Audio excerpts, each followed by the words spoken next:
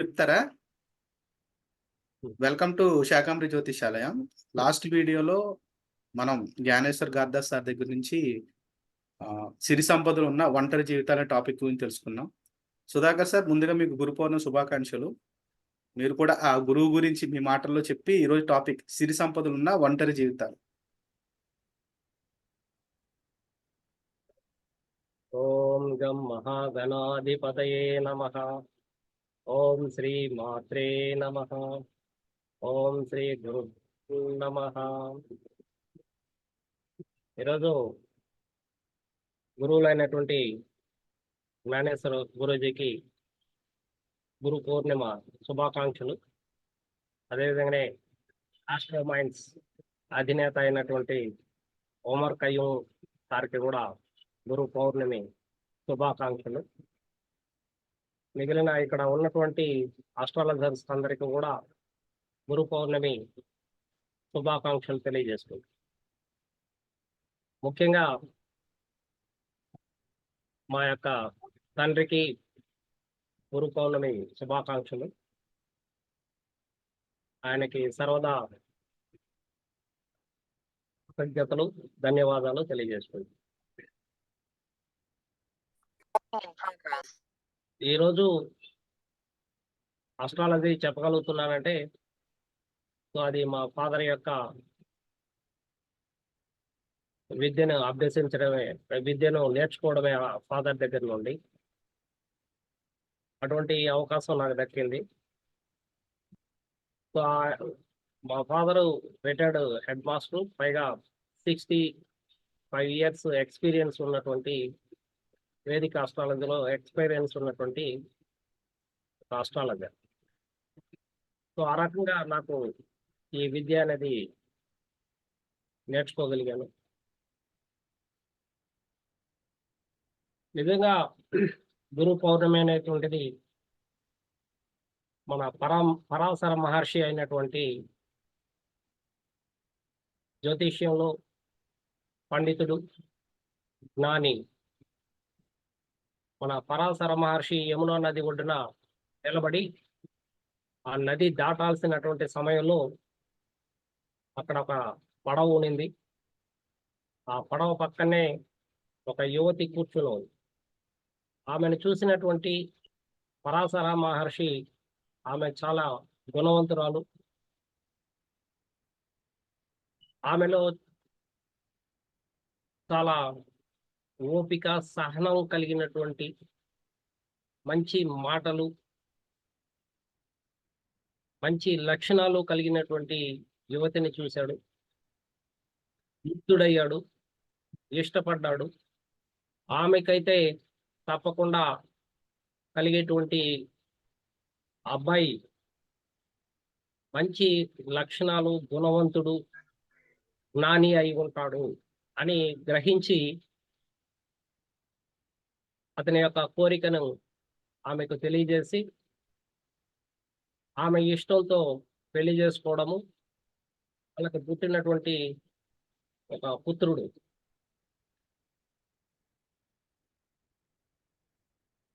ద్వైపాద కృష్ణాయనుడు అని పేరు పెట్టడము. అతను పెద్దయ్యాక అతనే వేదవ్యాసుడు అవడం. వేదవ్యాసుడు జన్మదినాన్ని పురస్కరించుకొని మనం ఈ గురు పౌర్ణమిని జరుపుకుంటున్నాం. అంతేకాకుండా వేదాలు పుట్టినటువంటి రోజు కూడా, ఈ వేదాలని 4 భాగాలు చేసినటువంటి రోజు. అంటే ఋగ్వేదము, సామవేదము, యజుర్వేదము, అథర్వణ వేదం అనేటువంటి 4 భాగాలు చేసినటువంటి కాలం. అంతేకాకుండా వర్షాలు అధికంగా కురిసేటువంటి కాలం. రైతులు ఆనందంతో దేవుణ్ణి ప్రార్థించి పూజించి రాబోయేటువంటి కాలం కూడా మాకు అదృష్టం కలగాలి అనేటువంటి కాలం. ఆ విధంగా పరాశర మహర్షికి, సత్యవతికి పుట్టినటువంటి వాడే వేదవ్యాసుడు, మహాజ్ఞాని, వేదాలను రచించినటువంటి వాడు. ఆ వేదాలే ఈరోజు, ఆ గ్రంథాలే మనకందరికి కూడా ఈరోజు ప్రామాణికంగా అవుతున్నాయి.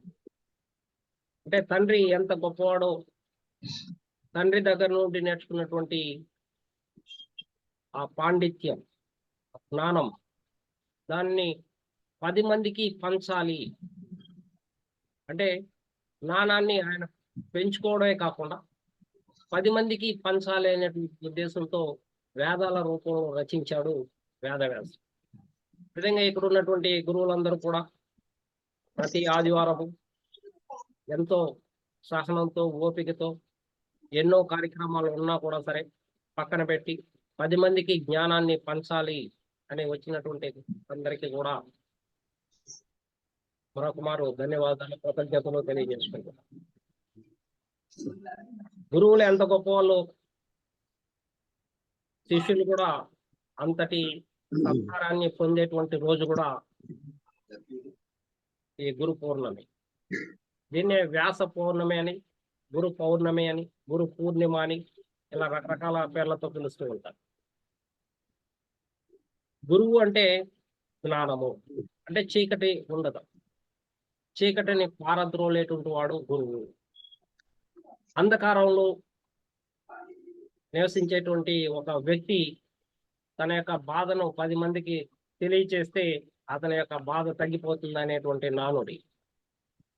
అంటే నువ్వు జ్ఞానవంతుడు కాకపోవచ్చు, కానీ ఎదుటివాడు జ్ఞానవంతుడుగా ఉండొచ్చు, అతను సలహా ఇవ్వచ్చు, నీ యొక్క సమస్యకి పరిష్కారం ఇవ్వచ్చు.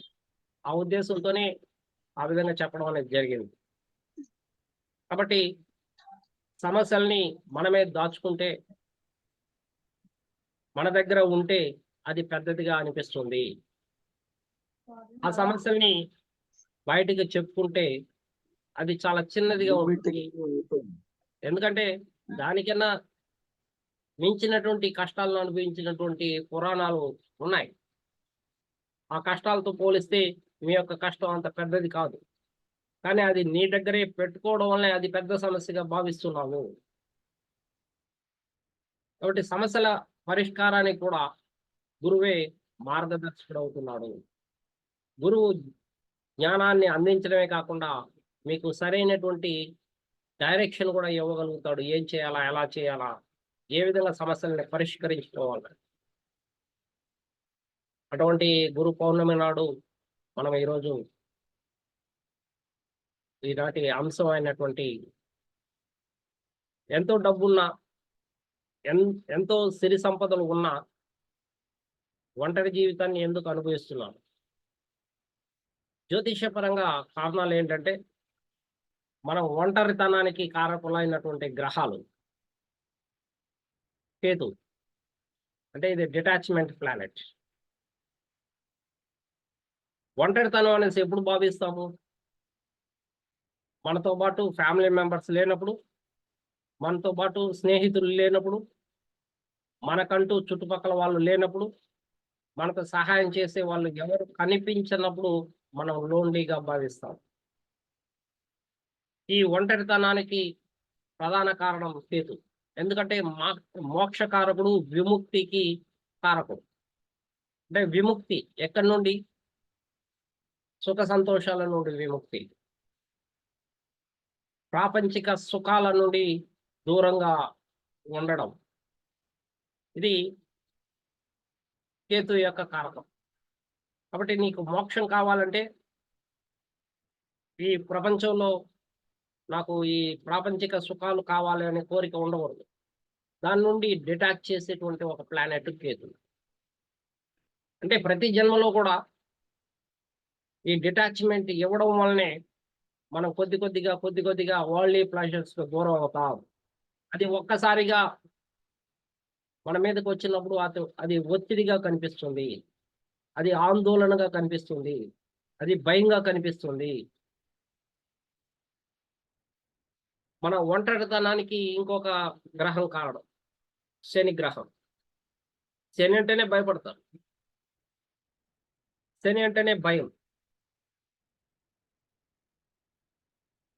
క్రమశిక్షణకు కారకుడే శని భగవానుడు, క్రమశిక్షణకు కారకుడు. నీలో క్రమశిక్షణ లేదు, నీకు సమస్యలు అధికంగా ఉంటాయి.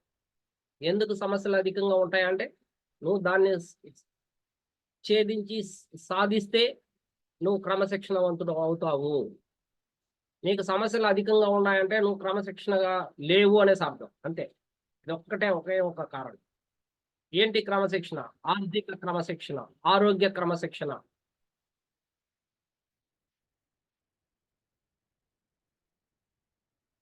కాలాన్ని క్రమశిక్షణతో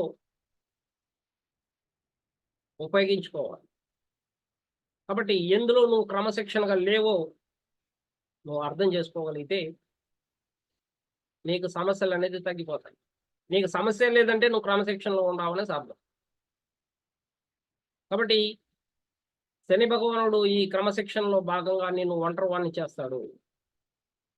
ఏకాంతాన్ని చూడాల్సింది వస్తుంది. అందులో నీకు ఎవరో కనపడరు. సమస్యలతో బాధపడుతూ ఉన్నటువంటి వాడు కూడా చీకటిలో ఉన్నట్టే. చీకటిలో ఉన్నటువంటి వాడు చాలా మందితో ప్రయాణం చేయలేడు, ఎక్కువ కాలం ప్రయాణం చేయలేడు.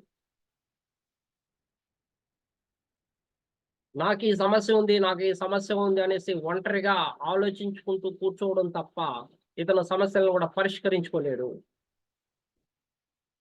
వాళ్ళందరూ చాలా సంతోషంగా ఉన్నారు, నేనే సంతోషంగా లేను అనేటువంటి ఒక నెగటివిటీ ఇతనిలో ఉంటుంది. ఈ కారణం చేత కూడా ఇతను చీకట్లో ఒంటరిగా కూర్చోవడం, ఆలోచించడము అనేది చేస్తూ ఉంటాడు. మరి వీటికన్నిటికీ కారణమైనటువంటి గ్రహం చంద్రుడు. చంద్రుడు అంటే మనఃకారకుడు. మనం మనస్సుతో చేసేటువంటి ఏ పనినైనా మనసుతో చేస్తాం. కాబట్టి ఏకాంతంగా ఉండాలంటే కూడా మనసు అంగీకరించాలి. అంటే స్నేహితులతో లేకపోవడము, కుటుంబ సభ్యులతో కలిసిమెలిసి ఉండలేకపోవడము, సోషల్ కాంటాక్ట్ లేకపోవడం, ఇవన్నీ నెగటివిటీ. కాబట్టి చంద్రుడు అంగీకరించాలి. మనసు అంగీకరిస్తేనే సోషల్ కాంటాక్ట్లో ఉండకుండా ఒంటరిగా ఉండగలుగుతాం. ఇది నిరాశను కలిగించేటువంటి గ్రహాలు, నిరాశకు కారణమయ్యేటువంటి గ్రహాలు. మరి శుక్రుడు లవ్, రొమాన్స్ని తెలియజేస్తుంది. లవ్, రొమాన్స్ అది ఎదుటి వాళ్ళతో చేసేటువంటిది, వాళ్ళ కోసం చేసేటువంటిది. కాబట్టి ఇక్కడ లోన్లీనెస్ లేదు. అయితే శుక్రుడు ఎప్పుడైతే డెబిలిటేషన్ కానీ బలహీనపడినప్పుడు ఆ లవ్ అనేది దొరకదు మీకు. Love cannot be received, love cannot be given. ఎవరు ఆ ప్రేమను ఎవరు. కాబట్టి శుక్రుడు కూడా బలంగా లేనప్పుడు మనం లోన్లీనెస్ని అనుభవించాల్సినటువంటి పరిస్థితి ఏర్పడుతుంది. మరి ప్రధాన గ్రహాలు చంద్రుడితో పాటు రాహు కలిసిన అమోఘమైనటువంటి తెలివితేటలు, హై ఇమాజినేషన్, హై థింకింగ్తో నువ్వు పోరాడి నువ్వు ఏమీ సాధించలేవు అని తెలుసుకుని నిరాశతో వెనక్కి తిరిగి రావు. కాబట్టి ఒక క్రమశిక్షణ లేకుండా నీ యొక్క కోరికలతో ముందుకు దూకితే అన్నిట్లోనూ ఫెయిల్యూర్స్ను అధిగమించి మరలా తిరిగి రావడం. రాహు ఇచ్చేటువంటి మాయా భ్రమలకి, భ్రాంతులకి నువ్వు లోనయ్యి దాని వెనకాల పరిగెత్తినప్పుడు నీకు నిరాశ కలుగుతుంది. చంద్రుడు యవ్వనానికి కారకుడు, అంటే బాల్యానికి కారకుడు. సో కోరికలన్నీ చిగురిస్తాయి ఆ వయసులో. కాబట్టి ఆ చిగురించినటువంటి కోరికలకు అనుకూలంగా ఇచ్చినటువంటి ఊహలు, రాహు ఏదైతే ఊహలు, భ్రమలు ఇస్తాడో దాన్ని అందుకొని పరుగులు తీస్తాడు పిల్లవాడు. అలా పరుగులు తీసినప్పుడు అక్కడ ఏమీ లేదనుకున్నప్పుడు నిరాశకు గురవుతున్నాడు. మరి చంద్రుడు కేతుతో కలిసిన ఇది డిటాచ్మెంట్ ని కల్పిస్తా ఉంది. ఈ డిటాచ్మెంట్ కి ఇతను ఎవరిని కుటుంబ సభ్యులతో కానీ, లేదా స్నేహితులతో కానీ, లేదా చుట్టుపక్కల వాళ్ళతో కానీ కలవలేనటువంటి విధానము, చెప్పుకోలేనటువంటి బాధలు, ఈతి బాధలు అధికంగా ఉంటాయి. స్పిరిచువల్ నాలెడ్జ్ని పెంచుకుంటాడు. చంద్రుడు శనితో కలిస్తే ఇక్కడ చంద్రుడు కోరికలకు కారకుడు అవుతుంటే శని క్రమశిక్షణ కారకుడు. కాబట్టి కోరికలు అధికంగా ఉన్నటువంటి వాడు కూడా క్రమశిక్షణతో లేకుండా వెళ్ళేటువంటి అవకాశాలు ఉంటాయి. అంటే క్రమశిక్షణ అంటే అది సంవత్సరం పట్టొచ్చు, 2 సంవత్సరాలు పట్టొచ్చు నీ కోరిక ఫలించడానికి. అంతేగాని ఈరోజు కోరుకొని రేపే కావాలి అనేటువంటి తత్వం చంద్రుడిది.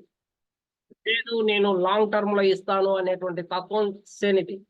మరి ఇక్కడ ఓపిక, సహనం లేకుండా ఓటమి పాలై, మరలా ప్రయత్నం చేయలేకుండా, మరలా సరైనటువంటి జ్ఞానాన్ని ఉపయోగించుకోలేకుండా ఇతను ఓటమికి పాలయ్యి నిరాశకు గురవుతున్నాడు.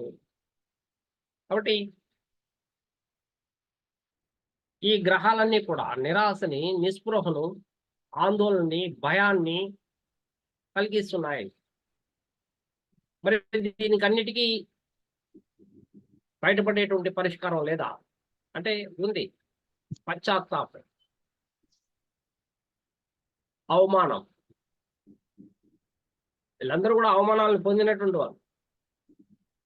ఈ కాంబినేషన్ ఉన్నటువంటి వాళ్ళందరూ కూడా అవమానాన్ని పొంది ఉంటారు. ఈ అవమానాన్ని పొందినటువంటి వాళ్ళు పశ్చాత్తాపడితే అతను గాయపడిన మనసు నుండి బయటపడగలుగుతాడు. కాబట్టి అవమానాన్ని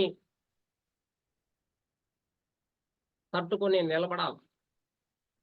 ఎవరైతే నిలబడతారో వాళ్ళకి మరలా జీవితం అనేది ఉంటుంది.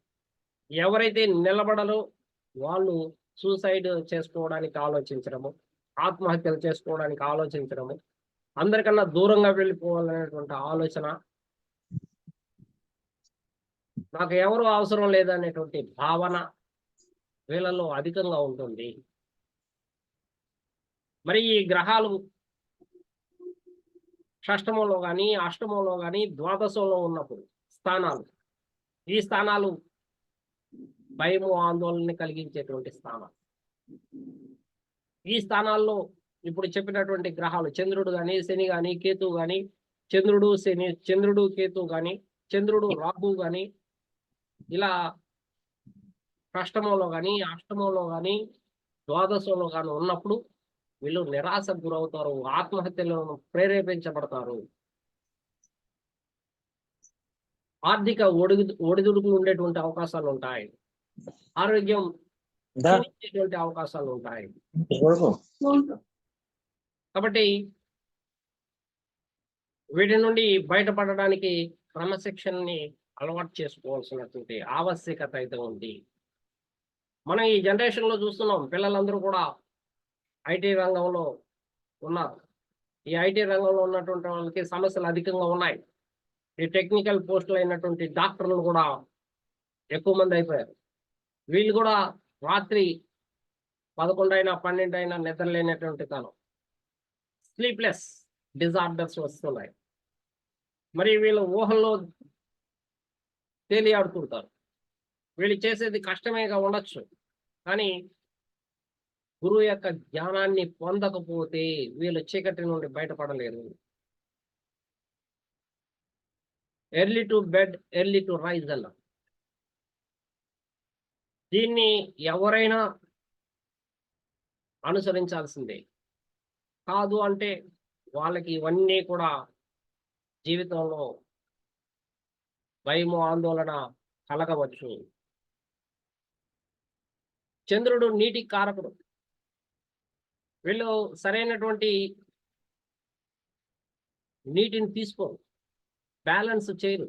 ఒక రోజుకి 5 లీటర్లు 6 లీటర్లు తీసుకోవాల్సినటువంటి నీళ్ళని వీళ్ళు 1 లీటరు లేదా ½ లీటర్ తీసుకొని బ్రతుకుతూ ఉంటారు.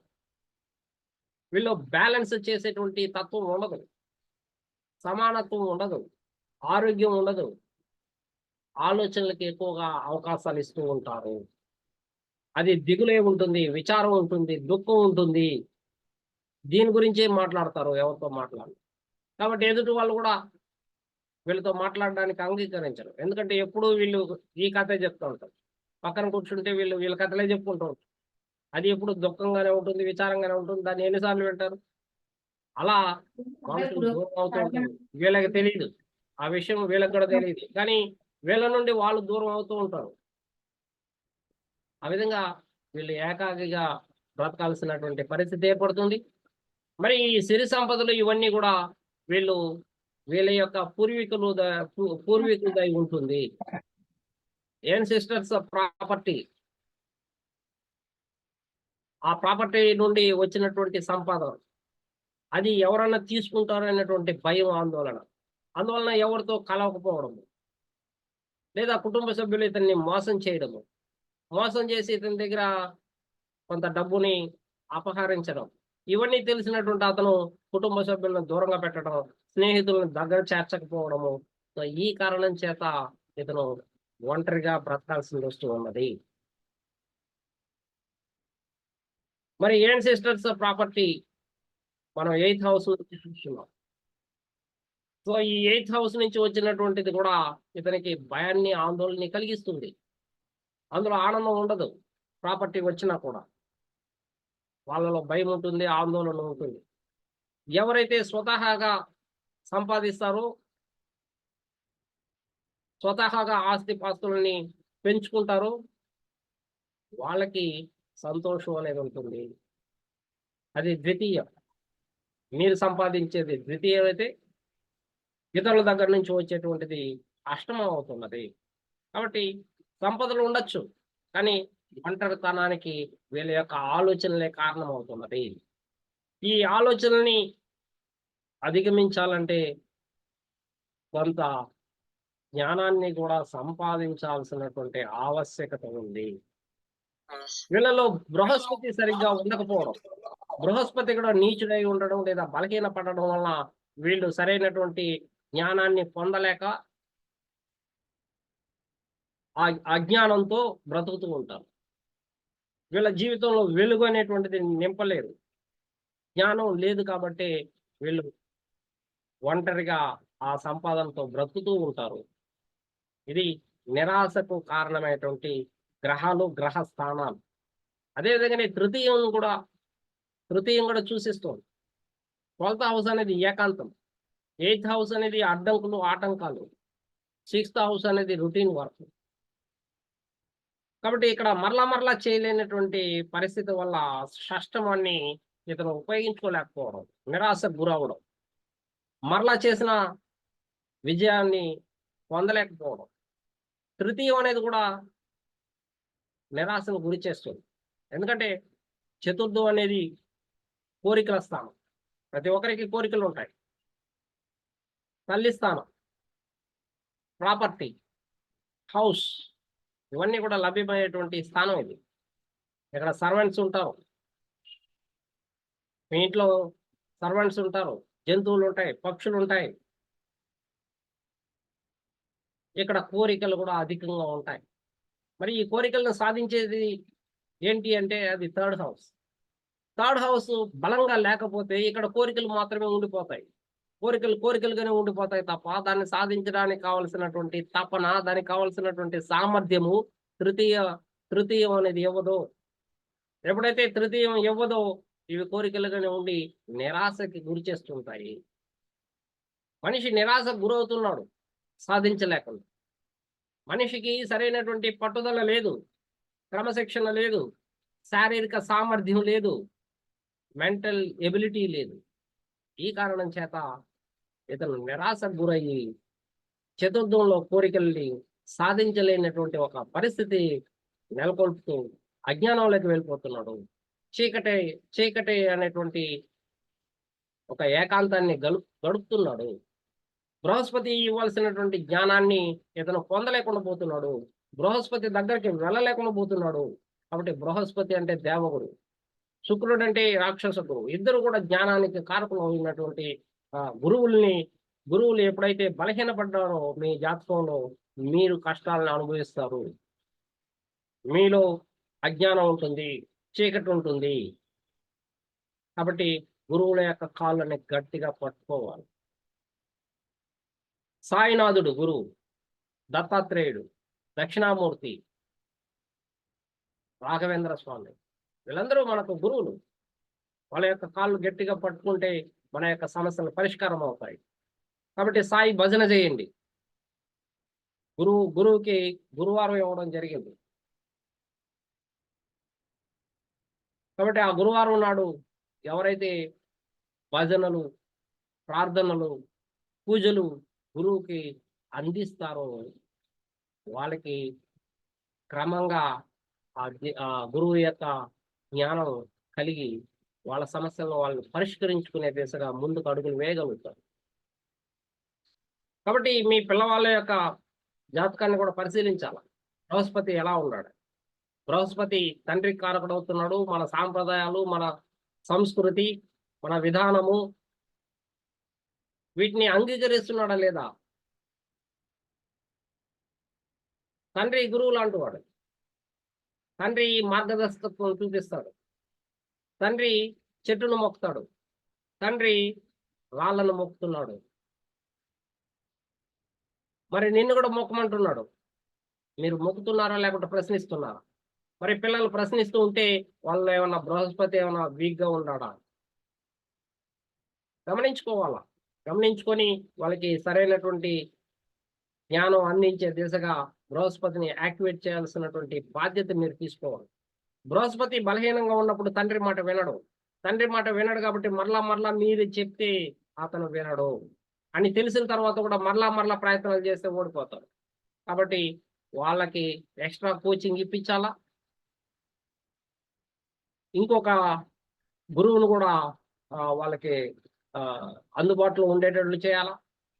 కాబట్టి ఆ రకంగా ఆ పిల్లవాడికి ఎక్స్ట్రా కోచింగ్ ఇచ్చి అతనికి సరైనటువంటి జ్ఞానాన్ని అందించేటట్లు చేయాల్సినటువంటి బాధ్యత ప్రతి ఒక్క తల్లిదండ్రులకు ఉన్నది. ఈ సందర్భంగా గురు పౌర్ణమి సందర్భంగా మనం ఈరోజు గురువు గురించి చెప్పుకోవడము, అజ్ఞానము, జ్ఞానము అనేటువంటి అంశాలను ప్రస్తావించడం చాలా ఆనందంగా ఉంది. Thank you very much. Over to Peddiraj sir. Over. Thank you Sudhakar sir, గురువు గురించి బాగా చెప్పారు. Thanks for watching Shakambari YouTube channel. ఈ వీడియో మీకు నచ్చితే లైక్ చేయండి, షేర్ చేయండి. శాకాంబరి యూట్యూబ్ సబ్స్క్రైబ్ చేసుకోండి.